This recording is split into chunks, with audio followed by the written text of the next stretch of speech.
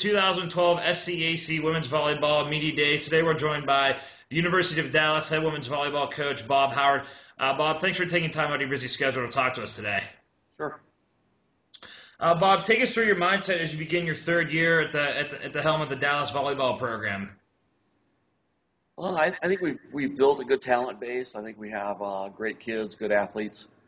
It's a tough conference, so I don't know where we rank in terms of other people, but I think relative to previous University of Dallas's teams, we're a little bigger, we're a little stronger, we're probably a little deeper. Bob, how did preseason camp go? I know it's always a time players are always excited to get back and see teammates, and coaches are getting back into the swing of season, but obviously injuries, maybe some bumps and bruises. Hopefully you avoided the major injury bug, and just how did those preparations go for the program? I think we'll have most everybody ready to play at the start of the season. Like you say, there's a lot of kids that are slowed down with sore shoulders, sore legs, the normal stuff. Coming out of preseason, well, kids are anxious to play, anxious to compete, be good to get some feedback playing against other teams to see where we are in the progress. This is the 2012 SCAC Volleyball Media Days. Today we're joined by University of Dallas head volleyball coach Bob Howard. Bob, take us through who may be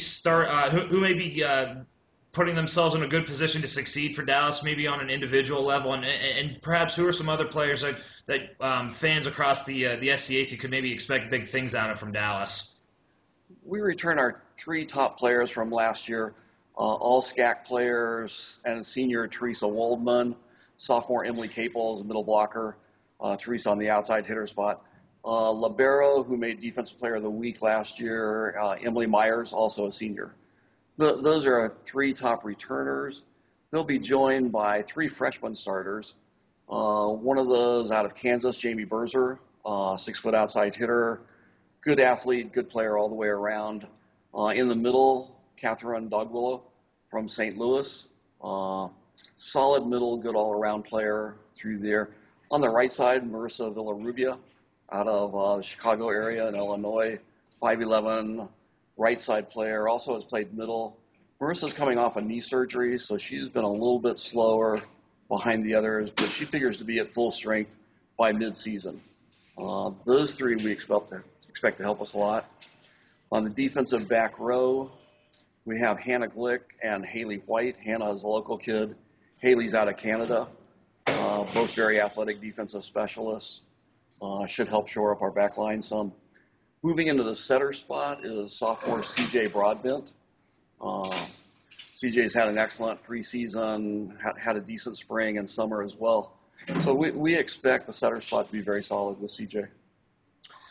Bob, talk about navigating through the SCAC schedule, and in particularly going into that second year. I know, obviously, being located right next to Austin College and also not too far from Trinity and Southwestern. Prior to joining, you probably had a good chance to play them throughout the regular season, perhaps.